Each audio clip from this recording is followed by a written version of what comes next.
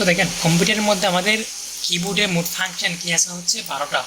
So ওই 12টা function কীভাবে আমরা একটা কাহিনী বা টেক্সট ট্রি দিয়ে কীভাবে সহজ আমরা মেমোরাইজ করতে পারি সেই টেকনিকটা আজকে আপনাদের সাথে শেয়ার করবো। সো ফার্স্ট অফ অল আমি লিখে নিচ্ছি যে ফাংশন কি FUNCTION। সো ফাংশন কি হচ্ছে আমাদের কয়টা, মোট 12টা, F1 to F12। সো প্রথমত মনে করো যে MIT নামে একটা, আচ্ছা প্রথমত আমরা যে ফাংশন যেগুলো আছে ওগুলোকে আমরা 3টা দিনে বা আমাদের কাহিনীকে আমরা 3টা দিনে ভাগ করতেছি, ঠিক আছে। F1, F2, F3, F4। হচ্ছে আমাদের কাহিনীটা হচ্ছে 3টা দিনে আমাদের ভাগ করা হয়, আমরা ভাগ করতে পারি F6, তারপর হচ্ছে F7, F8, F9, F10, F11, ঠিক আছে। হচ্ছে F12। আমরা 3টা ভাগ করলাম যে কাহিনীটা। MIT নামে একটা ইউনিভার্সিটি আছে। সো MIT ইউনিভার্সিটিতে তুর্য নামে একটা ছেলে থাকে এবং আর মিথিলি নামে একটা মেয়ে থাকে। সো তুর্য নামের ছেলেটা যখন তাদের ক্যাম্পাসে যখন জুনিয়রদের রিসিপশন হয়, রিসিপশনে সে মিথিলি নামের মেয়েটাকেই দেখতে পায়। ওকে, জুনিয়র মিথিলি নামের যখন নতুন বেসের ওরিয়েন্টেশন ক্লাস হয় ওই সময় আর কি। যখন সে মিথিলিকে দেখার পরে ওই তুর্য নামের ছেলেটা ওই মিথিলি নামের মেয়েটাকে পছন্দ করে ফেলে এবং সে মেয়েটার সাথে কানেকশন বিল্ড করার জন্য, কমিউনিকেশন করার জন্য কীভাবে মেয়েটাকে পড়াবে সে ভাবতে থাকে। এবং ভাবতে থাকার পরে সে প্রথমে কী করলো, প্রথমে কী করলো, সে ওই মেয়েটাকে হেল্প করলো কানেকশন বিল্ড করার জন্য, ঠিক আছে। সো সে কীভাবে সে বিভিন্ন বুক, বুক, তারপর মানে সেমিস্টারে যেগুলো বই আছে ওই বইগুলো, তারপর যেগুলো নোটস আছে নোটস দিয়ে ওই মেয়েটাকে সে প্রথমে হেল্প করলো। হেল্প করার পরে সে তারপর ওই মেয়েটা যেটা মিথিলের নাম আছে ওই মিথিলের নামটা চেঞ্জ করে সে আবার ওই মিথিলের নামটা রিনেম করে, তার নামটা RENAME। ওকে, সো মিথিলের নামে যেটা নাম ছিল অরিজিনাল সেই নামটা চেঞ্জ করে রিনেম করে সে বিভিন্ন কলিজা তারপর বাবু সোনা এগুলো ডাকতে থাকে, ঠিক আছে।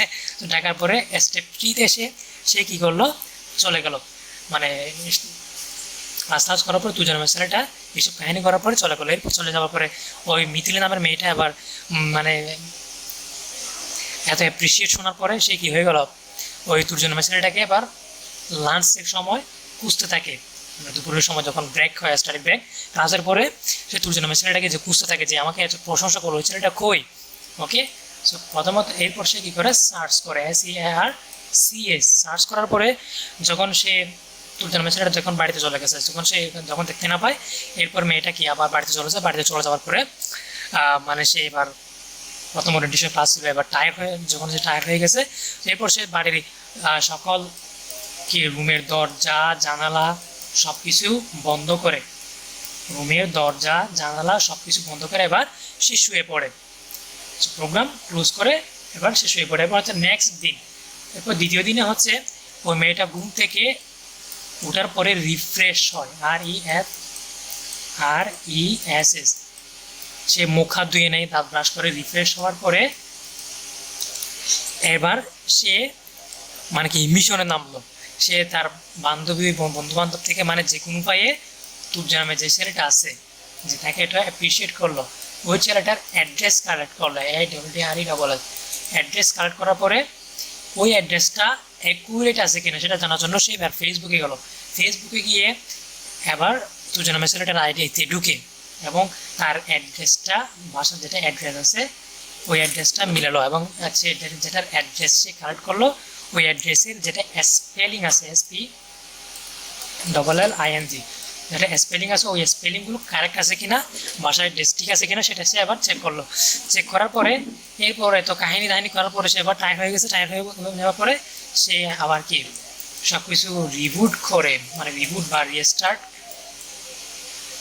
আগের মতো কি মানে ঘুমাই গেছে, ঠিক আছে। ঘুমাই যাওয়ার পরে রিবুট করার পরে সে আবার নেক্সট তৃতীয় দিনে সে আবার ঘুম থেকে উঠার পরে আবার কি ক্যাম্পাসে গেলো। ক্যাম্পাসে যাওয়ার পরে যখন সে মানে ক্যাম্পাসের মধ্যে দেখতেছে না যে তুই আমার ছেলেটাকে মানে অনেক বিল করার পর যখন দেখতেছে না তখন ওই মেয়েটা মানে মিথিলি নামের মেয়েটার চেহারা যেটা ব্রাইটনেস আছে BRIGHTNESS ব্রাইটনেস আছে, সেই ব্রাইটনেসটা কি হয়ে গেল, মুখের ব্রাইটনেস কমে গেল। যে ছেলেটা আমরা তো কেয়ার করে সেই ছেলেটাকে আমি দেখতে পাচ্ছি না, ঠিক আছে। তো ব্রাইটনেস যখন কমে যাওয়ার পরে এরপর হঠাৎ করে আতিক্ষা, ঠিক আছে, BRIGHST NESS। সো যখন এরপর সে হঠাৎ করে আতিক্কা যেটা ক্যাফেটেরিয়া আছে ওই ক্যাফেটেরিয়ার মধ্যে তুর্য নামের ছেলেটাকে দেখার পরে তার চেহারার ব্রাইটনেস বেড়ে গেল। ব্রাইটনেস বেড়ে যাওয়ার পরে এরপর হচ্ছে সে তার একটা ফুল স্ক্রিনে মানে মুখটা একেবারে মানে কি বলে ফুল স্ক্রিন SCREEN তার মুখে একেবারে বিল করে মানে ফুল স্ক্রিন একটা স্মাইল দিল। স্মাইল দেওয়ার পরে সে এবার যতগুলো স্মৃতি আছে তার সব স্মৃতি এবার সে সেভ করে নিল তার মেমোরিতে সেভ করে নিল। ঠিক আছে, এখন আমরা দেখি এই যে কোনটার কি মানে আমরা একটু প্র্যাকটিক্যালি এটা সেভ করে নিচ্ছি।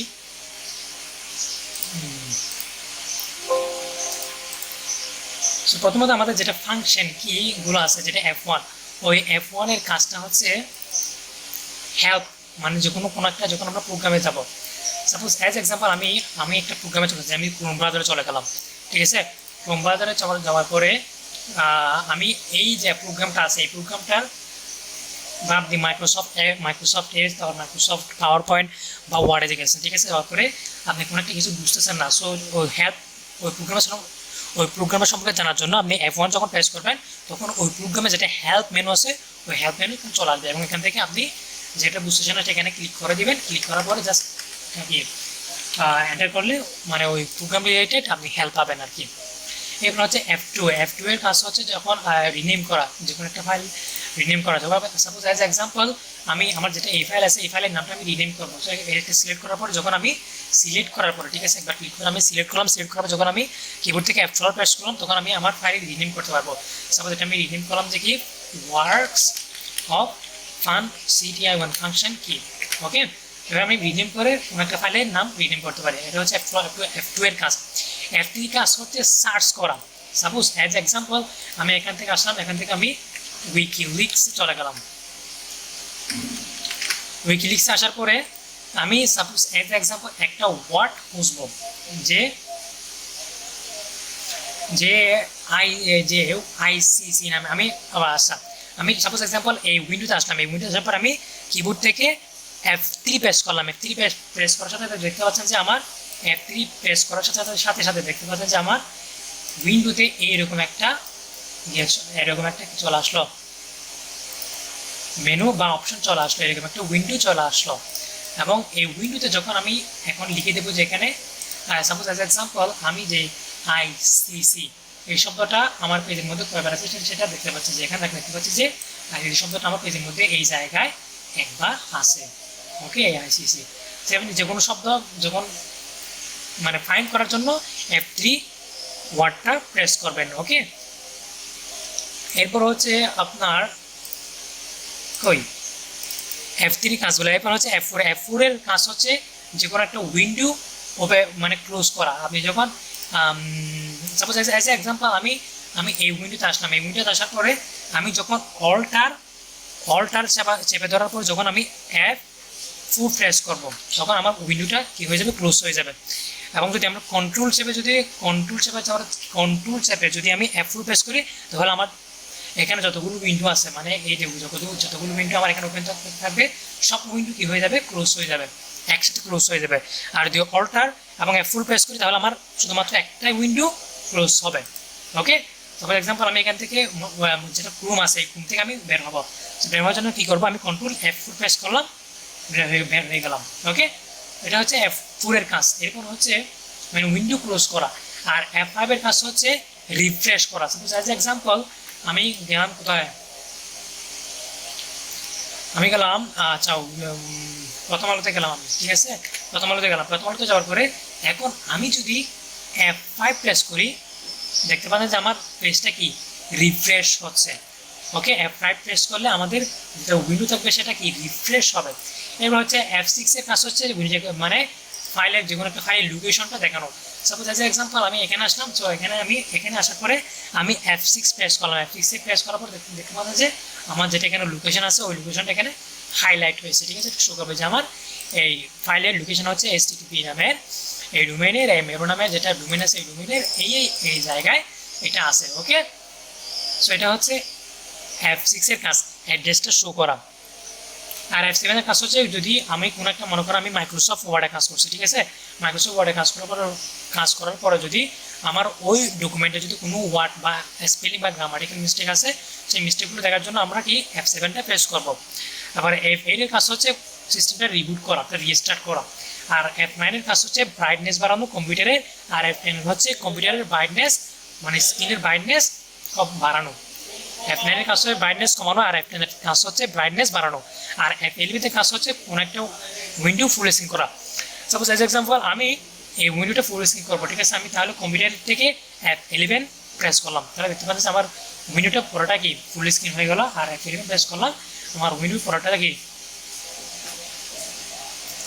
মানে কি মানে ফুল স্ক্রিন অফ হয়ে গেল। সো 11 এর কাজ হচ্ছে full screen off, full screen off. আরে বাবা, তোর দোষ মানে নাই, নিজে আসছেন, বাংলাদেশে আসছেন, দ্যাটস গ্রেট। আচ্ছা যাক, আমরা এখানে ফিরে যাই। সো এরপর হচ্ছে F12 এর কাজ হচ্ছে মানে কোনো একটা ডকুমেন্ট সেভ করে। আপনি সাপোজ এজ এক্সাম্পল আপনি মাইক্রোসফট ওয়ার্ডে আছেন। সো ওয়ার্ড আসার পরে আপনি যখন কোনো একটা ডকুমেন্ট সেভ করবেন তখন জাস্ট কী করবেন, F12 প্রেস করবেন। F12 প্রেস করলে আপনার মানে কি সেভ এস করতে পারবেন আর কি। আর যদি আপনার কম্পিউটার যদি অপ্রো নামে যেটা এটা অপ্রো নামে যদি এই সফটওয়্যারটা থাকে তাহলে তখন যদি মানে এটা ডিফল্ট হচ্ছে যখন আপনি F12 প্রেস করবেন তখন আপনার কী হবে, মানে যেটা এখানে দেখতে পাচ্ছেন যে এদিকে লক্ষ্য করেন, নিচের দিকে এখানে লক্ষ্য করেন যে আমাদের যেটা অপ্রো নামে যেটা এক্সটেনশন আছে ওটার কি হচ্ছে, যখন আপনি F12 প্রেস করবেন ওটা জাস্ট ইংলিশ থেকে বাংলা, বাংলা থেকে ইংলিশে কনভার্ট হবে। যখন আপনার অপ্রোতে ইনস্টল থাকবে না তখন F12 প্রেস করলে আপনার মানে কি ওই ডকুমেন্টটা মানে সেভ এসে কাজ করবে আর কি। সো আশা করি বুঝতে পারছেন। সো এভাবে আপনি ওই গল্পটা দিয়ে, এই তুর্য আর মিথিলার গল্পটা দিয়ে সহজে আপনি F1 থেকে F12 পর্যন্ত যতগুলো ফাংশন কি আছে এই ফাংশনগুলো আপনি মনে রাখতে পারেন। সো আসসালামু আলাইকুম, ভালো থাকেন, take care, be you yourself.